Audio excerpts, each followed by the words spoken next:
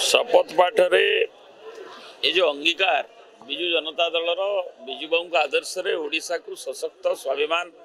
स्वाभिमानी समृद्ध करने निजक पुनरुत्सर्ग करने 27तम प्रतिष्ठा दिवस रे नवीन बाबू नेतृत्व रे ओडिशार जो विकास रे सफलता पाइचे ताकू उच्चतर सोपान को नवापाई एवं निजक पुनरुत्सर्ग करने सहित निर्भीकतार सहित अविचार विरुद्ध संग्राम करने एवं ओडिशावासी सेवारे निजकू व्रती करने ये शपथ पाठ निगला दलर कर्मकर्ता मान दल सभापति निर्देश नेले एवं सारा ओडिशा रे 147 निर्वाचन मंडली रे आज कार्यक्रम अनुष्ठित होउछि। केंद्रीय स्तर रे आज तेणु विशाल कार्यक्रम न करी आमे यही कार्यक्रम शपथ पाठ और पताका उत्तोलन और विजु बाबू प्रति माल्यार्पण कटकर आनंद भवन रु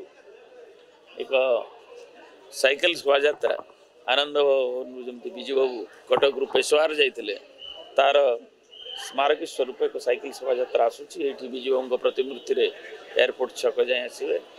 रक्तदान शिविर भी हम 8:30 बेले सारा राज्य भी रक्तदान शिविर आयोजित होउछि।